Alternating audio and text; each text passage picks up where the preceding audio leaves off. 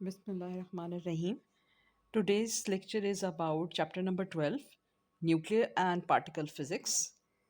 Nuclear और particle physics में हम कंसिडर करेंगे तमाम तरह की न्यूक्लियर प्रोसेसेस जो अकर करते हैं और जितने भी चार्जेस हैं अल्फ़ा बीटा गैमा चार्जेस जो कि रेडिएशंस प्रोड्यूस करते हैं और रेडियो एक्टिव और नॉन रेडियो एक्टिव पार्टिकल्स को स्टडी किया जाएगा। सबसे पहले कि हम कंसिडर करते हैं कि एटम्स जो हैं they are made of three types of charges. एक तो जो है न्यूट्रॉन है और दूसरा है प्रोटॉन। प्रोटॉन न्यूट्रॉन जो है न्यूक्लियस के अंदर रहते हैं और उनकी आउटर जो एनर्जी लेवल्स हैं उसमें इलेक्ट्रॉन्स लाई करते हैं।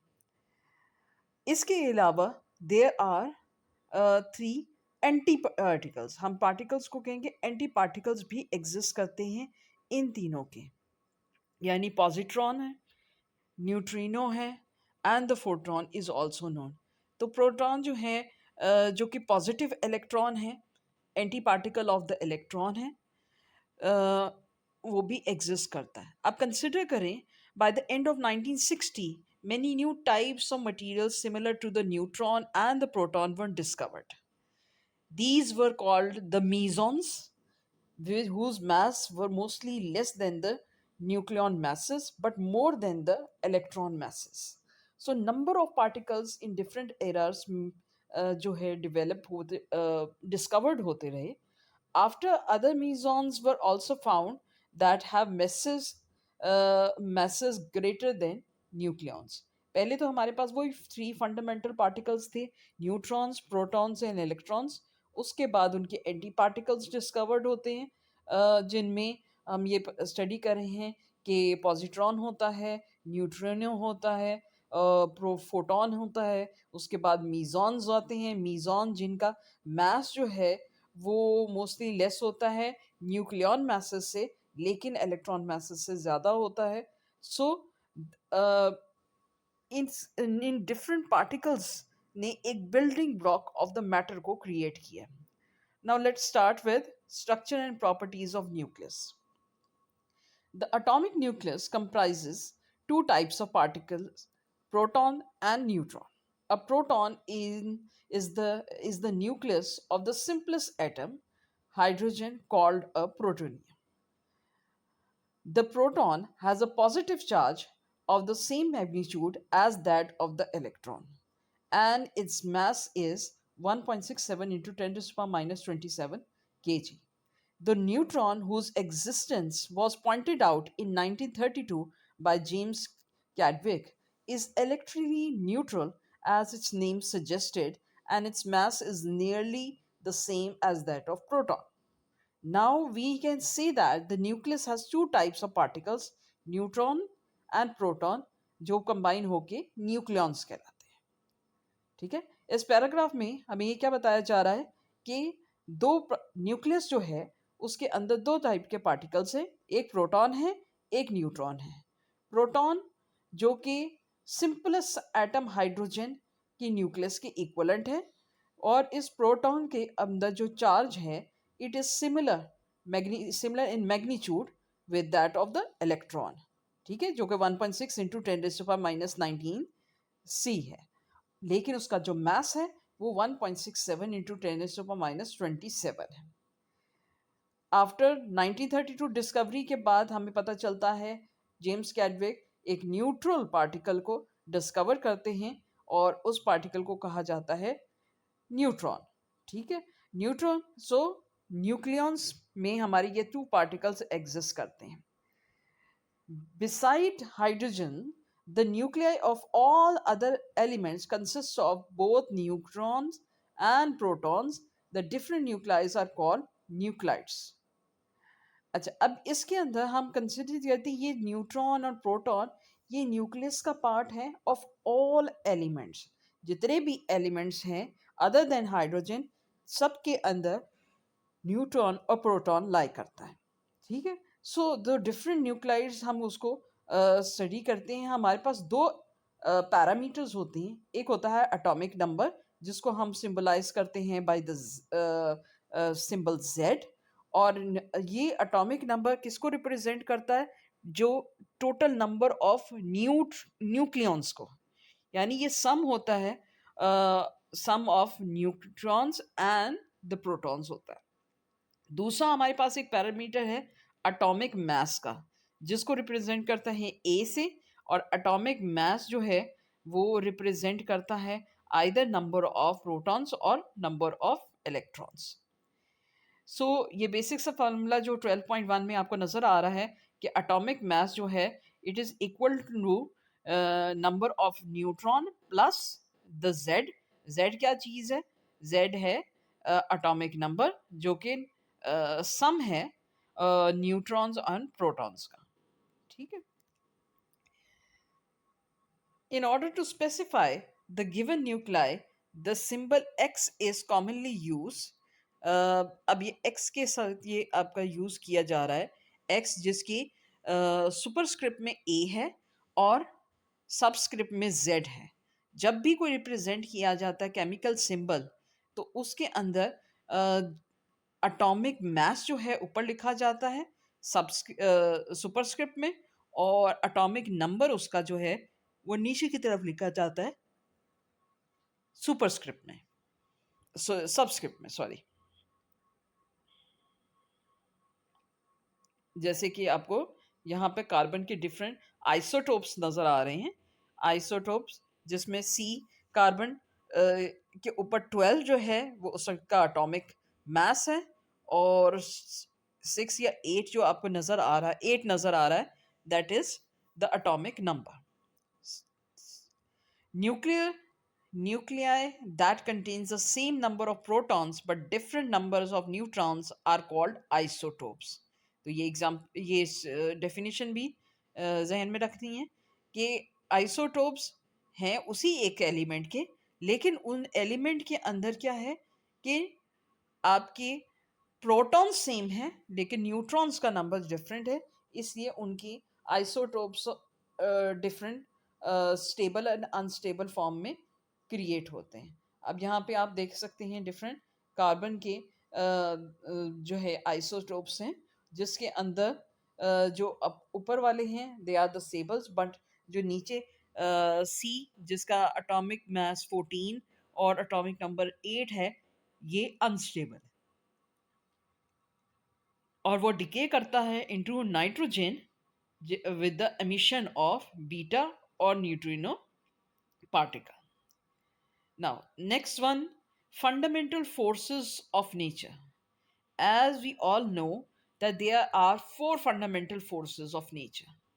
वो four fundamental forces of nature जो हैं वो कंट्रोल करती हैं कि किस तरह से ऑब्जेक्ट्स मूव करेंगे, इंटरैक्ट करेंगे और बिहेव करेंगे at different scales from the nucleus in the atoms.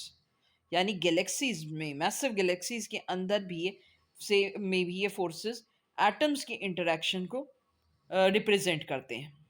सो दो फोर फंडामेंटल फोर्सेस आर, सबसे पहले ग्रेविटेशनल फोर्स है, फिर इलेक्ट्रोमैग्नेटिज्म फोर्स है, मींस इलेक्ट्रोमैग्नेटिक फोर्स है, then the weak nuclear force है, and lastly the strong nuclear force है। First of all, gravitational force. Gravitational force or gravity is one of the four fundamental forces of nature. It is the weakest of the four, but it is a long range force. It is an attractive force and arises due to the gravitation interaction between the bodies. जैसे कि आपको पता है gravitational force का हम formula पढ़ते आए हैं कि F is equal to G m1 into m2 divided by R square की फॉर्म में हम इसका फॉर्मूला पढ़ते हैं। तो gravitational force long range force है और दो बॉडीज और दो मैसेस की इंटरैक्शन की वजह से एक अट्रैक्टिव फोर्स डेवलप होती हैं। जैसे सन सन और अर्थ, मून और अर्थ, इनके दरमियान जो इंटरेक्शन है उसकी की वजह से ग्रेविटेशन फोर्स प्रोड्यूस होती है। The gravitational force between two bodies is proportional to the product of their masses and inversely proportional to the square of distance between them. So we consider for massless objects such as the sun or grand planet uh, giant planets, gravitational force is considered to be significant as the masses of these objects are large. However, on an atomic level, this force is considered to be negligibly weak. जब हम masses की बात करते हैं, ये long range force जो है वो कंसिडर की जाती है। ये लॉन्ग रेंज फोर्स जो है एक अपना इन्फ्लुएंस रखती है। But when we talk about an atomic level, तो अटोमिक लेवल के ऊपर ग्रेविटेशनल फोर्स का इफेक्ट जो है वो बहुत वीक होता है। Now comes second force, that is the electromagnetic force. Electromagnetic force is responsible for electric field and magnetic field interaction. Like the gravitational force, the electromagnetic force follows an inverse square law but is much stronger than gravity. ये electromagnetic force जो कि जिसके अंदर एक electrical component और magnetic component लाई करता है, unlike the gravitational force, ये जो इलेक्ट्रोमैग्नेटिक फोर्स है ये स्ट्रोंगर होती है as compare to the gravitational force. Secondly, electromagnetic force follow करती है इन जैसे कि ग्रेविटेशनल फोर्स फॉलो करती है inverse square law, that is the square of distance between the two masses। Electromagnetic force के अंदर भी इनवर्स स्क्वायर लॉ एग्जिस्ट करता है। ठीक है। It governs a vast range of phenomena from atomic structure, chemical bonding, electricity, magnetism, and light propagation। Electromagnetic force की वजह से हमें ये डिफरेंट रेंज ऑफ फिनोमेनास का पता चलता है, जिसमें बॉन्डिंग का पता चलता है, क्योंकि ये इलेक्ट्रोमैग्नेटिक फोर्स अकर करती बिटवीन द टू चार्जेस, और उनका square of distance between the two charges से ये डिनोमिनेटर में आता है, उसमें इसी उसके ऊपर डिपेंड करती है। तो दो चार्जेस के दरमियान उनका एटॉमिक स्ट्रक्चर क्या होगा, बॉन्डिंग क्या होगी, और वो चार्जेस की मूवमेंट है तो इट विल प्रोड्यूस करंट, तो इलेक्ट्रिसिटी से रिलेटेड है, और उनकी मूवमेंट में रेट ऑफ चेंज आएगा तो मैग्नेटिज्म से रिलेटेड है, और लाइट प्रोपगेशन, क्योंकि हमें पता है कि एक चार्ज जो है वो पार्टिकल और वेव ड्यूअल नेचर रखता है, तो लाइट प्रोपगेशन से भी ये एसोसिएटेड है, क्योंकि लाइट प्रोपगेशन में भी प्रोटॉन्स की जो है मूवमेंट है, वो फोटॉन जब स्ट्राइक करता है तो एक पार्टिकल टाइप नेचर देता है, जब प्रोपगेट करता है तो एक वेव लाइक नेचर देता है। James clerk Maxwell 1861 formulated a set of four fundamental equations named as Maxwell's equation that unified electricity and magnetism into electromagnetism. These equations describe how electric and magnetic fields interact and how electromagnetic waves propagate. These equations shows that electricity and magnetic fields are not separate forces, they are two aspects of the single electromagnetic force। Basically electromagnetic force जो है वो generate हुई है electric and magnetic vector. आपको जैसे पता है कि उसमें इलेक्ट्रिक फील्ड वेक्टर और magnetic field vector perpendicular to each other रहते हैं। तो ये इलेक्ट्रोमैग्नेटिक फोर्सेस जो हैं वो जनरेट होती हैं due to the electric and magnetic field interaction, और ये डिस्क्राइब किया गया 1861 में। फोर इक्वेशंस दी गई थी बाय मैक्सवेल्स, और मैक्सवेल्स की इक्वेशन के अकॉर्डिंग जो कि बेस है ऑफ इलेक्ट्रोमैग्नेटिज्म, या हम कहेंगे इलेक्ट्रोमैग्नेटिक वेव्स की, जो डिस्क्राइब करती हैं कि कैसा बिहेवियर होगा एक इलेक्ट्रिक फील्ड का और मैग्नेटिक फील्ड का जब ये इलेक्ट्रोमैग्नेटिक फोर्सेस या इलेक्ट्रोमैग्नेटिक वेव्स एग्जिस्ट करेंगी। तो एक फोर इक्वेशंस जो है वो कंप्लीटली हर एस्पेक्ट बताती हैं एक सिंगल इलेक्ट्रोमैग्नेटिक फोर्स का। Now the third one comes is the nuclear force, which is one is the weak nuclear force and the other one is the strong nuclear force. Nuclear forces are the strongest attractive forces. Electromagnetism holds the matter together, but there was no explanation on how the nucleus is held together in the atom. If we only consider the forces of electromagnetism and gravity, the nucleus should fly off in different direction. The stability of the nucleus implies that another force should exist within the nucleus, which is the stronger than the gravitational force and electromagnetic force. This is where nuclear forces come into play. सबसे पहले strong nuclear forces, जब हम nucleus की बात करते हैं तो nucleus को होल्ड करने के लिए कि न्यूक्लियस के अंदर न्यूट्रॉन और प्रोटॉन और उसके अबाउट इलेक्ट्रॉन एग्जिस्ट करे और वो अपने एनर्जी लेवल्स में रहे, और उसके अंदर कोई चेंजेस ना प्रोड्यूस होए, तो उसके लिए जो फोर्सेस एग्जिस्ट कर रही हैं उसमें ग्रेविटेशनल फोर्स और इलेक्ट्रोमैग्नेटिक फोर्स का रोल नहीं है. They are very feeble, they have a weak role और उसको एक्सप्लेन नहीं कर सकते. जो न्यूक्लियर स्ट्रॉन्ग न्यूक्लियर फोर्सेस हैं वो रिस्पॉन्सिबल हैं कि वो न्यूक्लियाई ऑफ एटम्स को आपस में जोड़ के रखती हैं, बॉन्ड करती हैं. सो अगर न्यूक्लियस एग्जिस्ट कर रहा है और उस न्यूक्लियस के अंदर न्यूट्रॉन प्रोटॉन्स एग्जिस्ट करते हैं, तो it is due to these strong nuclear forces जो एक्ट करती हैं attractive forces between all the nucleons. Nucleons कौन से हैं? न्यूट्रॉन और प्रोटॉन की कॉम्बिनेशन को हम न्यूक्लियॉन्स कहते हैं. दस proton acts attracts each other by the stronger nuclear force. At the same time, they repel each other by the electric force. A neutron, being electrically neutral, can attract other neutrons or protons by the strong nuclear force, or weak nuclear force are responsible for radioactive decay, particularly the beta decay and the interaction involving neutrinos. Unlike the other fundamental forces, the weak force can change the identity of the particles, making it essential for processes like nuclear fusion in stars and the decays of unstable atomic nuclei. अब ये weak nuclear forces जो हैं वो responsible हैं radio active decay में, जिसमें predominantly beta decays और उनकी इंटरेक्शन विद द न्यूट्रिनो, जो न्यूट्रिनो स्टार्स हैं उनके साथ इंटरेक्शन को जो है वो वीक न्यूक्लियर फोर्सेस की रिस्पॉन्सिबिलिटी में होती हैं. और फंडामेंटल फोर्सेस में हम ये कह सकते हैं, you can week nuclear forces जो है पार्टिकल्स की आइडेंटिटी चेंज कर देती है कि एक अनस्टेबल पार्टिकल है, उसके अंदर रेडियो एक्टिव डिके हुआ और वो रेडियो एक्टिव डिके होने के बाद उसमें कन्वर्जन हो गई. जैसे आपने कार्बन का देखा था, उसमें कार्बन का जो 14 एटॉमिक नंबर वाला, इट इज अनस्टेबल.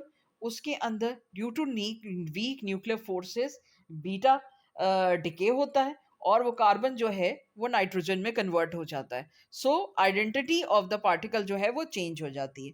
यहाँ सबसे इम्पॉर्टेंट जो है ये टेबल है जो 4 फंडामेंटल फोर्सेस के ऊपर लाई करता है, जिसमें आप ये देख सकते हैं कि रिलेटिव स्ट्रेंथ के लिहाज से gravitational force is the weakest force, 10 raised to my minus 38.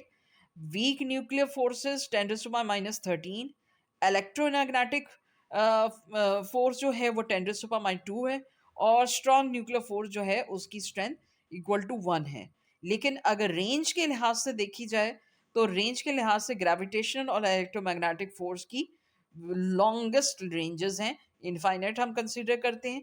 जबकि वीक न्यूक्लियर फोर्स जो न्यूक्लियर फोर्सेस हैं उनकी less than 10 raised to power minus 15 to 10 raised to power minus 18 metre तक उसकी रेंज है.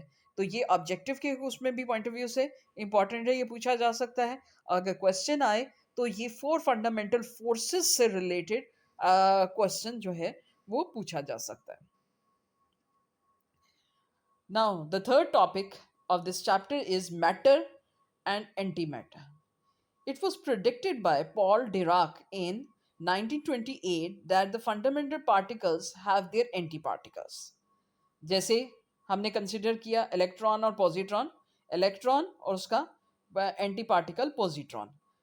इलेक्ट्रॉन नेगेटिवली चार्ज था, positron जो है वो positively charge. The rest masses of the antiparticles are the same as that of the corresponding particle but with opposite charges and magnetic moments. Message same थे, लेकिन उनके ऊपर charge जो था वो ऑपोजिट था, और उनका मैग्नेटिक मोमेंट भी जो है वो डिफरेंट था, ऑपोजिट था। For example, positron is the anti particle of electron. It is represented by ये ई प्लस के साथ। The rest mass of the positron is the same as that of electron, but it carries positive charge with the magnitude of an electron, but it carries a positive charge with magnitude the same as that of an electron. It is noted that positron was first discovered antiparticle by Anderson in 1932 in the cloud chamber experiment. This was first experiment discovery of an antiparticle. After that, a lot of antiparticles were discovered. Usually, the antiparticles are represented by a letter with a bar over. Antiproton is represented by P anti neutrino by, ये आप symbol देख सकते हैं। सो वो consider करते हैं कि हर particle का एक एंटी पार्टिकल एग्जिस्ट करता है, जिसका मैग्नीट्यूड ऑफ द चार्ज जो है वो सेम है, बट ऑपोजिट चार्ज है।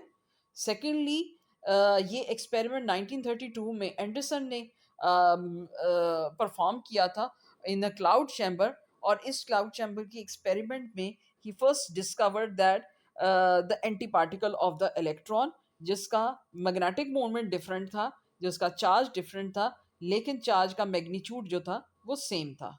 और rest, when the charge was at the state of rest, जब उसने कंसिडर किया कि उनके पास मास जो था, रेस्ट मास भी सेम था। Now, other thing comes, the quarks and leptons have been recognized as the fundamental particles, also known as elementary particles, among the two many discovered particles. These particles have also antiparticles.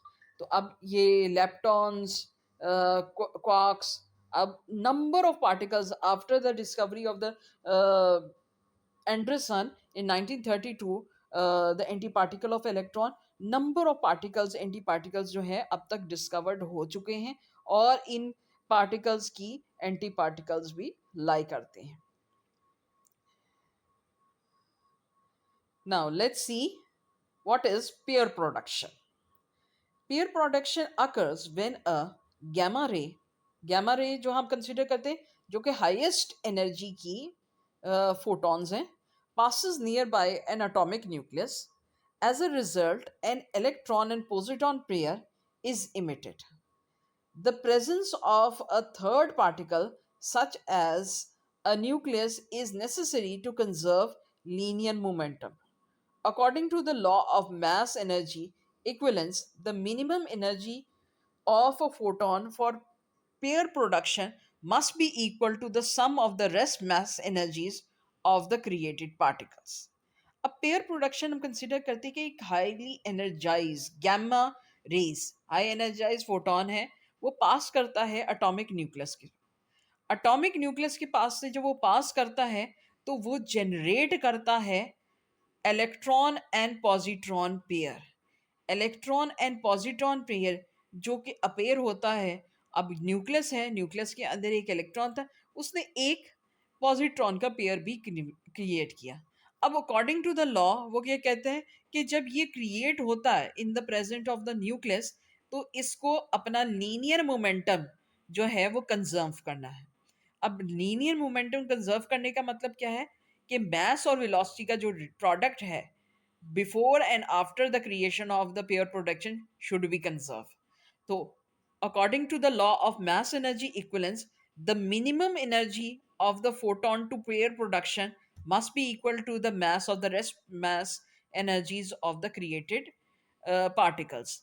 अब इसमें एक experimentally आप ये consider करें, इन्होंने इसी के अंदर लिखा हुआ है कि rest mass of electron positron जो पेयर प्रोड्यूस होता है, क्योंकि ये दो थे, दोनों का रेस्ट मैच हम क्या होगा, आइंस्टाइन की रिलेशन एम सी स्क्वायर से डिटर्मिन करेंगे। इलेक्ट्रॉन और पॉजिट्रॉन दोनों का sum of the masses that is equal to 1.02 mega electron volt है, ठीक है।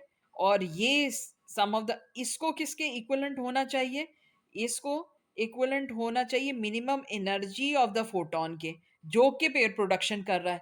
यानी जो गैमा रेज फोटोन की हो रही है, उनकी एनर्जी को जो है 1.02 मेगा इलेक्ट्रॉन होना चाहिए। So gamma rays photon with energy less than 1.02 mega electron volt cannot produce an electron positron pair, whereas a photon with energy greater than 1.02 mega electron volt creates an electron positron pair, and the excess energy goes into the kinetic energy of the particles. अब क्या है कि अगर gamma rays having an energy equivalent और greater than the rest mass energy, जो rest mass में energy एक electron positron पे की 1.02 मेगा इलेक्ट्रॉन वोल्ट है, अगर इस एनर्जी या इससे ज्यादा का होगा, तब इलेक्ट्रॉन और पॉजिट्रॉन का पेयर प्रोड्यूस होगा, और जितनी रिमेनिंग एनर्जी होगी गामा रेस की, वो यूटिलाइज हो जाएगी इन पार्टिकल्स की काइनेटिक एनर्जी में, ठीक है। लेकिन अगर इनकमिंग गामा रेस की एनर्जी लेस होगी with the rest mass of energy, तब ये पेयर प्रोडक्शन पॉसिबल नहीं है। The process of pair production satisfies the laws of conservation of charge, momentum and energy. It can occur for any particle and anti particle. अगर किसी भी particle का anti particle का pair बनाना है, pair production करनी है, तब इट इज ओनली पॉसिबल कि आपकी जो इनकमिंग रे है जो पास से गुजरेगी न्यूक्लियस में, उसकी एनर्जी जो है वो रेस्ट मास एनर्जी से इक्विवेलेंट या ज्यादा हो, otherwise it is not possible. इसका ऑपोजिट प्रोसेस जो है वो एनहिलेशन ऑफ मैटर कहलाता है। ये पेयर प्रोडक्शन की ऑपोजिट है। जो ये जो दोनों प्रोसेसेस है ना, पेयर प्रोडक्शन एनहिलेशन प्रोसेस, ये बड़े इंपॉर्टेंट टॉपिक्स हैं न्यूक्लियर फिजिक्स के। For example, when an electron and a positron interacts to each other, they annihilate into two gamma rays photons as shown in figure. अब ये जो electron और positron का pair बना था, वो कैसे पेयर बना था, जब एक इंटरेक्शन हुआ था एक हाई एनर्जी गैमा फोटोन से, और वो हाई एनर्जी गैमा फोटोन की एनर्जी कितनी थी कि इनकी रेस्ट मास की एनर्जी के इक्वलेंट या उससे ज्यादा थी।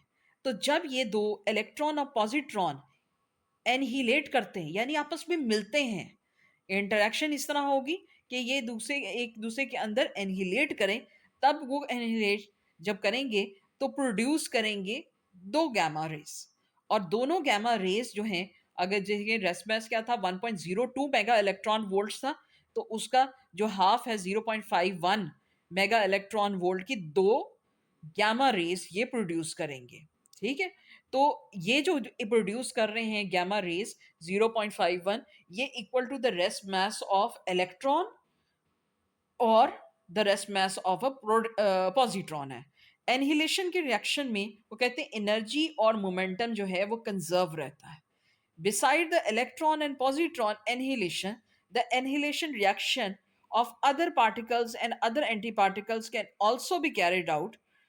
Example, proton and antiproton, lepton and antilepton, quark and antiquark। यानी किसी भी तरह के पार्टिकल्स और एंटी पार्टिकल का पेयर प्रोड्यूस हुआ है, वो पेयर जो है कन्वर्ट हो सकता है, वो इनहेलेट कर सकता है after producing the photons, gamma rays photons, जो कि इक्वलेंट होंगे with the rest mass energy, ठीक है।